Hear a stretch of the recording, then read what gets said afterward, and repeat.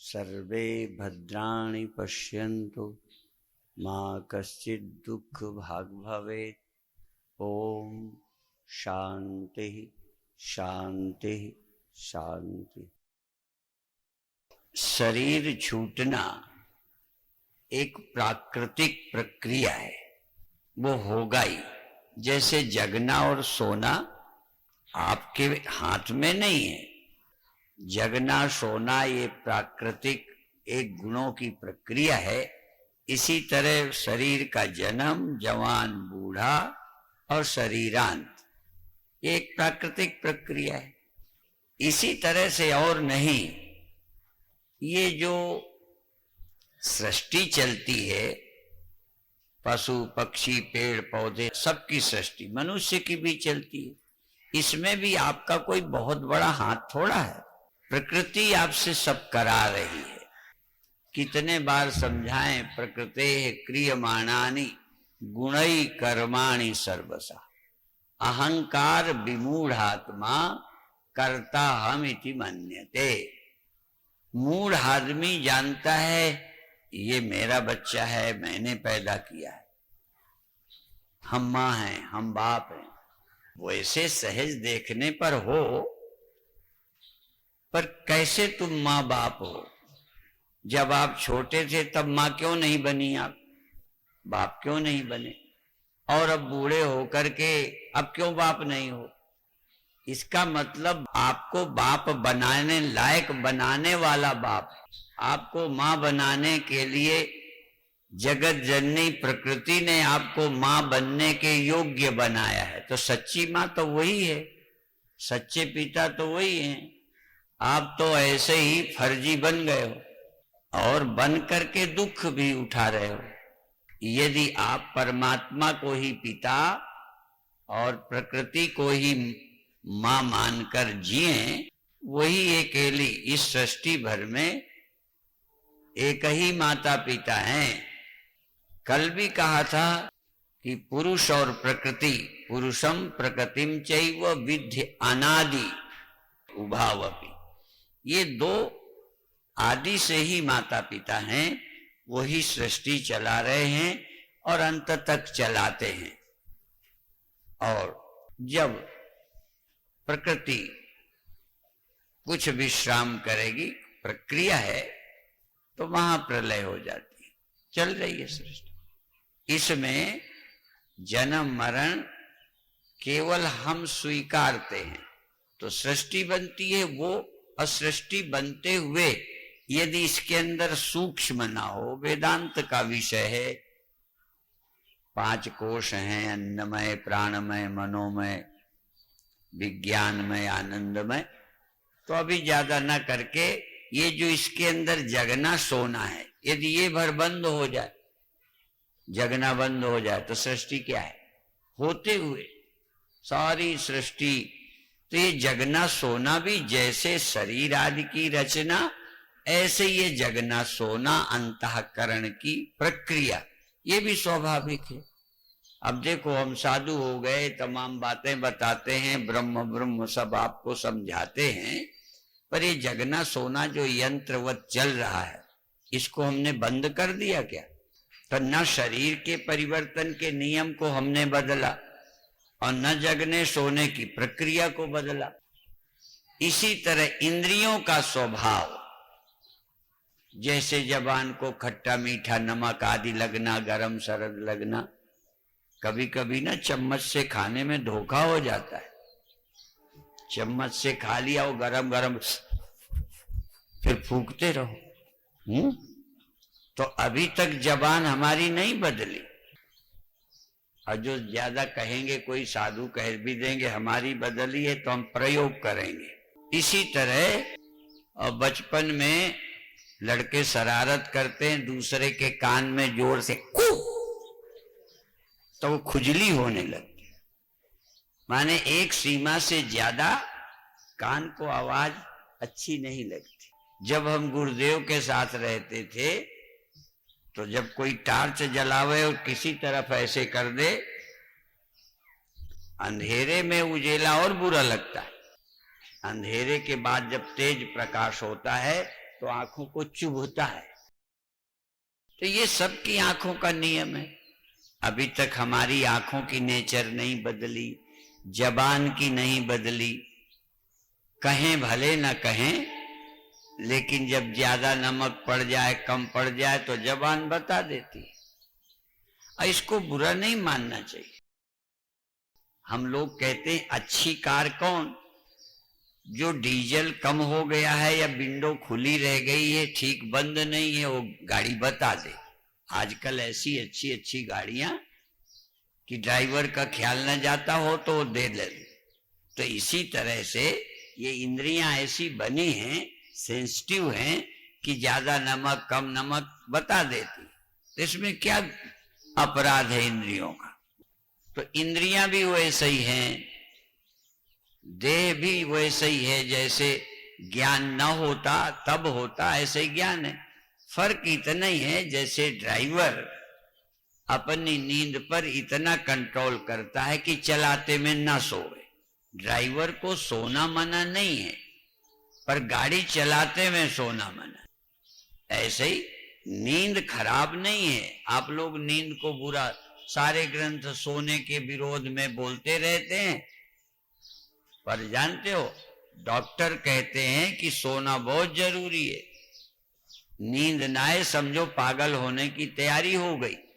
शुरुआत यही है, ठीक से नींद ना आए समझो बस लोगों को थोड़े दिन में पता चलेगा। तो नींद कितनी आवश्यक है। इसी तरह से ये इंद्रियां हैं, मन है, इनकी सब प्रक्रिया है, गुण है। गुण बदलते हैं अपने आप। और गीता इस पर विस्तार से कहती है, तमोगुण हो तो उसको थोड़ा रजोगुण से थोड़ा कम करो, रजोगुण हो उसे सत्व गुण से कम करो। एक दूसरे गुण का भी चलता रहता है। निद्रा हो तो चित्त को आनंदित करने वाली कोई क्रिया करो, कर्म करो, तो तमोगुण कम हो जाए। अब तमोगुण कम हो जाए, रजोगुण को कम करने में या तो तमोगुण में चले जाओगे या फिर सत्व गुण में चले। सत्व गुण में शांति में आनंद रहता है, शांति रहती है, कुछ बिना किए आनंद रहता है। जब कभी आपको कुछ पाने की खुशी हो, वो लोभ का हिस्सा है। पर कभी ना कुछ रिजल्ट आया, ना कोई लॉटरी आई, ना कोई अभी वेतन आया, ना कुछ, कोई नहीं, लेकिन सहज आज प्रसन्नता है। कभी कभी अनुभव किया होगा, तो जब सत्व गुण होता है बिना किसी के सहज प्रसन्नता होती। वो सहज प्रसन्नता सत्व गुण है। करके आनंद लेना, नाच के, गा के, खेल के, कूद के, गा के, बजा के आनंदित होना, ये थोड़ा रजोगुण है। और लड़के झगड़ के सो के, वो भी गाली गलौज करने वालों को फिर थोड़ी देर बाद में चाहे पछताएं, लेकिन उस समय कोई मना करे तो उससे भी लड़ जाएंगे। तुम कौन होते हो मना करने वाले? अब जो जहर खाने की तैयारी कर बैठे हैं, वो अपने राज को छिपाए रहते हैं, नहीं तो लोग खाने न देंगे। सुसाइड करने वाले बड़े तैयारी से छिपके कैसे लटक जाएं। अब मरने का मन बन गया तो मानते नहीं। ये मन जिधर चल पड़े उधर ही गति करता है। तो तमोगुण, रजोगुण, सत्वगुण। अब ये गुणातीत शब्द है। अध्यात्म का उद्देश्य गुणातीत। कहिए तात सो परम विरागी, तृण समसिद्ध तीन गुण त्यागी। तीनों गुणों में तो क्या है, न द्वेष्टि संप्रवृत्तानि न निवृत्तानि का। जब नींद आवे नींद आ गई, जब खुल जावे खुल गई, कोई काम बाकी नहीं है, कोई चुनाव नहीं है। ड्राइवर को तो चुनाव करना पड़ेगा। इस समय आलस्य भी हो तो आलस्य को रोकना पड़ेगा। इसी तरह से हर निद्रा को, जागृति को, स्वप्नों को, या जो भी मन में आया उसको रोकना। लेकिन एक समय आ जाता है जब व्यक्ति गुणातीत हो जाता है, आत्मा में ही आराम करने लगता है, यस्य सर्वे समारंभा काम संकल्प वर्जिता। जब किसी कर्म के आरंभ में अंदर कोई वासना है नहीं तो प्रकृति अपने आप काम करती रहती है। जैसा कि मैं बताता हूं कि सोए आदमी को कोई न जगाए तो प्रकृति जगा देगी। इसी तरह जागे आदमी को प्रकृति कुछ देर बाद सुला देगी। प्रकृति भी माँ है। वैसे जैसे माँ अपने बच्चों को खेलता हो तो जब वो आप सो जाओ, और वैसे थपकी मार मार के अब देखो उस थपकी से सोए आदमी को थपकी मारो वो जग जाएगा, और जगह को थपकी मार मार के सुला दिया। तो जैसे माँ सुलाती है तो माँ का सुलाना समझ आता है, पर ये प्रकृति माँ हमको जगाती सुलाती रहती है। हमें समझ ही नहीं आता कि हमें प्रकृति जगाती है, प्रकृति सुलाती है। आपको लगता है हम अपने आप जगते हैं, अपने आप सोते हैं। कोई अपने आप नहीं, ये प्रकृति ही जगाती सुलाती है। आपका किया हुआ नहीं है प्रयत्न, ये सब नेचर। लेकिन हमें प्रकृति नहीं दिखाई देती, परमात्मा नहीं दिखाई देता। सिर्फ हमारा ईगो, हमारा अहंकार, हम ये करते हैं, हमने शादी की, हमारे बच्चे हैं, हमने वे हम रहता है। और असल में हम बुरा नहीं है, करने वाला तो है ही अहंकार। आप ये मत समझो करने वाला अहंकार है। ये कभी कभी समझ आता है, नहीं तो लगता था कि हम असल में अहंकार करता है, और अज्ञान से विमूढ़ व्यक्ति उस अहंकार के करने को अपना करना मानता। तो शरीर के धर्म को अपना मान ले। शरीर बदला, हमें लगा हम बदले। मन में करने का आया, लगा हम करने वाले हैं। कभी लगता ही नहीं कि ये हमारे मन का स्वभाव है, गुणों का है, तो इसको देखना। तो फिर कहोगे हमारा क्या कर्तव्य है? पहले उचित मात्रा में इनको कम ज्यादा करना, एक ये नियम। जैसे खाने की आदत चाहो तो बहुत मिर्चा ये वो खाने की आदत डाल दो, तो उससे कम आपको अच्छा न लगे। और कई लोगों को उतने मिर्चा वाली सब्जी दे दो तो रोएगा, आंसू आने लगेंगे, नाक बहने लगेगी। और कभी कभी तो ज्यादा जिसको अभ्यास नहीं होता, सुबह तक पता चलता है इनने कल मिर्चे खाए थे, और जो रोज खाते हैं उन्हें नहीं पता चलता, आदत में आ जाता है। उस तरह की प्रकृति बन जाती है। तो इसलिए हम जैसे लड़ने झगड़ने वालों को कोई डर वर नहीं लगता। और पहले क्षत्रिय ऐसे तैयार किए जाते थे जो युद्ध की खबर से खुद से होते थे। बीच बीच हमारे प्रेमचंद जी बहुत याद रखते हैं, तो बोलते हैं जैसे निमंत्रण मिल जाए ना पंडित को, तो पंडित को निमंत्रण सुन के खुशी होती है कि आज फलानी जगह हमारा निमंत्रण। ऐसे ही क्षत्रिय युद्ध का समय आए तो सुनकर खुश होते हैं, डर नहीं लगता। अब यदि कोई देश का मालिक डरपोक हो तो पाकिस्तान के गर्दन काट ले जाए तब भी कोई फर्क नहीं पड़ता। कभी कभी लगता है कि वो ऐसे स्वभाव का होता तो जवाब तुरंत मिल गया होता पाकिस्तान। तो सब काम सबके बस का नहीं है। हमारे लोग देखो, युद्ध की बात लड़ाई होने लगे तो कई का दिल धक धक होने लगेगा और कई को खुशी होगी। तो जैसे निमंत्रण पंडित के लिए, ऐसे ही युद्ध का अवसर क्षत्रिय के लिए। क्षत्रिय उन्हीं को कहते हैं जिन्हें युद्ध से डर नहीं लगता है। युद्ध उन्हें एक खुशी का अवसर है। तभी भगवान ने, भले अच्छे ढंग से अर्जुन ने कहा था तो भगवान ने गाली दी, नपुंसक कही। बड़ी बातें आदर्श की, लेकिन डर पीछे छिपा था। कई बार हमारी कमजोरी आदर्श का रूप धारण कर ले। डरपोक आदमी, अरे लड़ना ठीक नहीं होता, फलाना नहीं होता, ये ऊंचे आदर्श की बात है। तो इसी तरह से आप जीवन में जैसे सन्यास।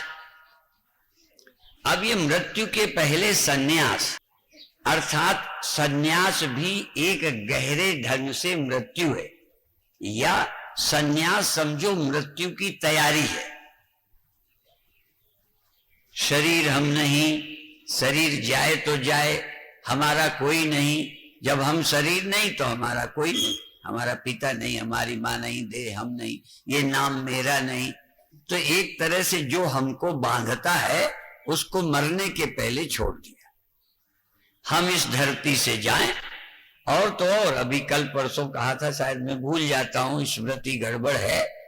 रघुवंश में आता है योगे नान्ते तनु त्यजाम, योग के द्वारा राजा लोग शरीर छोड़ते।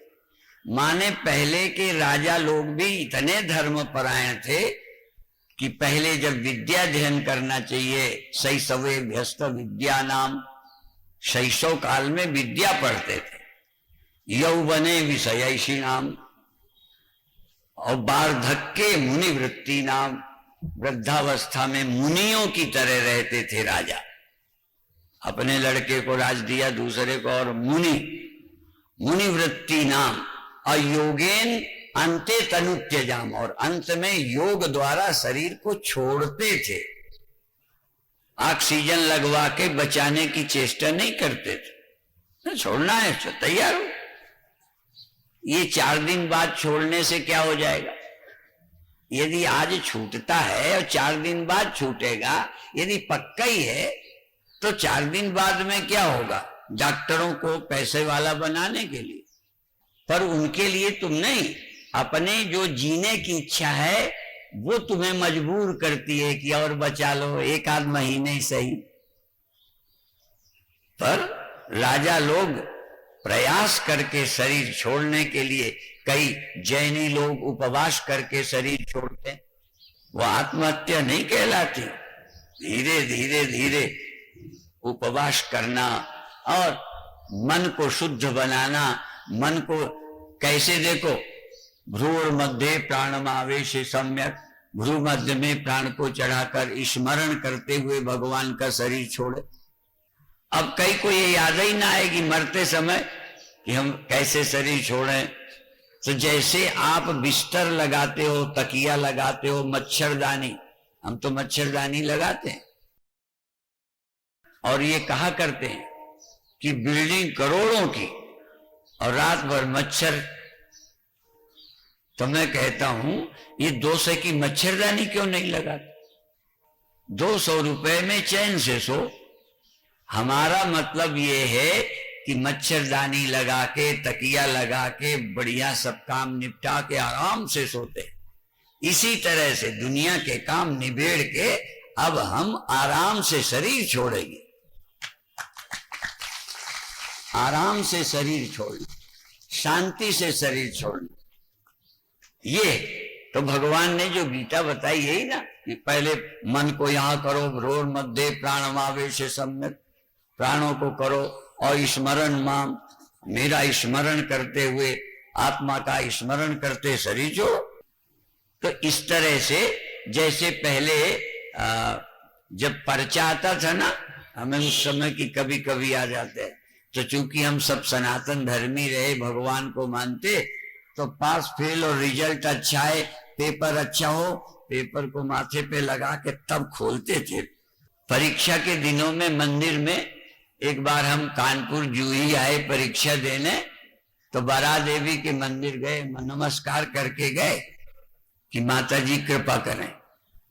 ठीक है, तो अभिप्राय ये है कि जरूरत ऐसे जब शरीर छोड़ें तो हमारी गति हो, परमात्मा को प्राप्त हो स्मरण करते हुए। और इसीलिए फिर ये भी कहा, गुरुओं ने कहा है कि जो स्त्री का स्मरण करते हैं वो क्या होते हैं, जो बच्चे का स्मरण करते मरते हैं वो अगले जन्म में सुअरिया होते, क्योंकि वो बहुत बच्चों की याद करते करते मरे। अब ज्यादा बच्चों की है तो ज्यादा बच्चे उन्हीं के होते हैं, एक ही बार में 12-12। और भी एक कहावत है, ज्यादा धन की याद करोगे तो सांप बनोगे। पहले कहीं धन गड़ा होता था तो एक सीधी पहचान थी, यदि सांप रहता हो तो लोग सोचते थे यहां धनगढ़ा होगा। अब वो यदि धनगढ़ा है और सांप इसलिए है तो समझो वो मालिक का ही है, वो पहले जन्म का धन का। अब सांप बन के उसके इर्द गिर्द घूमता रहता है। तो अभिप्राय है धन आवश्यक है, हाँ ये स्त्री पुरुष आवश्यक है, पर मरने के दिन यही याद करते करते मरे। पति की याद करते, पत्नी की याद करते, पुत्र की याद करते। हमने जीवन में जो पढ़ाना था पढ़ा दिया, जो करना था कर दिया, कमाना था कमा के दे दिया। अब उनकी चिंता करते क्यों मरना? भगवान का चिंतन करते करते जाना तो शोक मोह नहीं होगा, चिंता नहीं होगी, भय नहीं होगा। और भारत के लोग भय मुक्त होकर ही शरीर छोड़ते। ये पहले, ये नहीं है कि शरीर की रक्षा नहीं करना, पर जब जाने लायक है तो तैयारी क्यों नहीं करना।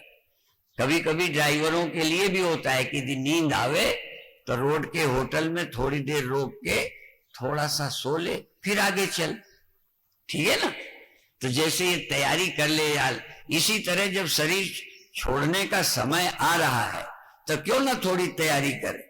इसलिए शरीर छोड़ना के पहले ये सन्यास भी शरीर छोड़ने की तैयारी है। आजकल इसलिए कोई सन्यास नहीं लेता। सच यही है कि जो जो चीज छूटेगी सन्यास में पहले छोड़े। सचमुच घरों से संबंध छोड़ दे, घर से लेना देना नहीं रखे। वो धीरे धीरे नाम तक बदल दिया जाता था, नाम बदला जाता है साधु का, जिससे वो नाम दूसरा और रिश्ता दूसरा। आज से तुम भगवान के हो गए, भगवान तुम्हारे हो गए, तुम देह न रहे, देह वाले तुम्हारे न रहे। तो एक तरह से मृत्यु के पहले ही लगभग मरने पे जो छूटता है। और यही बात हम सोने के लिए भी कहते, सोने के लिए भी रात को सब छूट जाएगा। तो सोने के पहले 10 मिनट बिस्तर में पड़े पड़े सबसे मन हटा लो, इतना निश्चिंत हो जाओ कि जैसे कोई काम। और वैसे यदि सचमुच देखे ना तो कई बार माताओं को हमने देखा रात को बर्तन धो लेंगी, सारा कर लेंगी, सफाई कर लेंगी, सारी तैयारी करके फिर सोती है, क्योंकि सुबह जल्दी जल्दी फिर उठेंगे तो यही भी बर्तन और रसोई इसी का ख्याल रहेगा। इसलिए सब निपटा के आराम से माताएं सोती है। तो इसी तरह से जो जरूरी काम निपटा के निश्चिंत होकर सोना, इसी तरह जीवन भर की समस्या हल करके निश्चिंत होकर शरीर छोड़ना। प्रतिदिन शाम को वो छोटी मौत है, सुषुप्ति सोना छोटी मौत है, थोड़ी देर को जगत छोड़ना।